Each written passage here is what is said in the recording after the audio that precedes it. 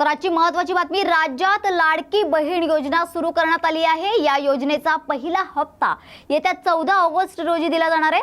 गरीब महिलांसाठी या योजनेच्या माध्यमातून राज्य सरकार दर महिन्याला 1500 रुपये आर्थिक सहाय्य करणार आहे। मात्र या योजनेला मुंबई उच्च न्यायालयात आव्हान देण्यात आले। काय ते आव्हान जाणूया। तर लाडकी बहीण योजनेला मुंबई हायकोर्टात आव्हान देण्यात आले। या योजनेवर बराच पैसा खर्च होणार असल्याने या योजनेला स्थगिती देण्यात यावी अशी मागणी याचिकेकडून करण्यात आली आहे।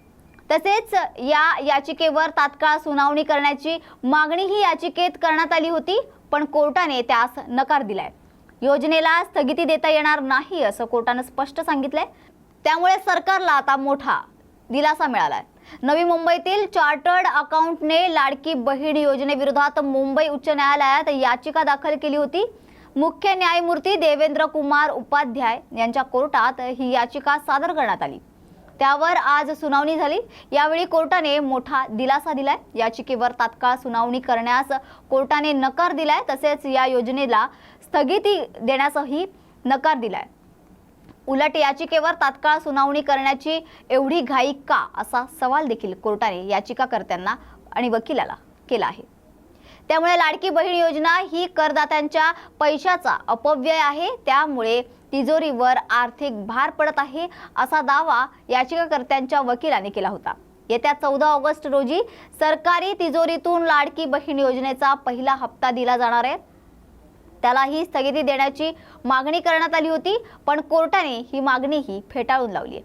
आता या याचिकेवर मंगळवारी सुनावणी होणार आहे। तर याचिकाकर्त्यांचे वकील ॲडव्होकेट ओवैसी पेचकर यांनी यावेळी मीडियाशी संवाद साधला।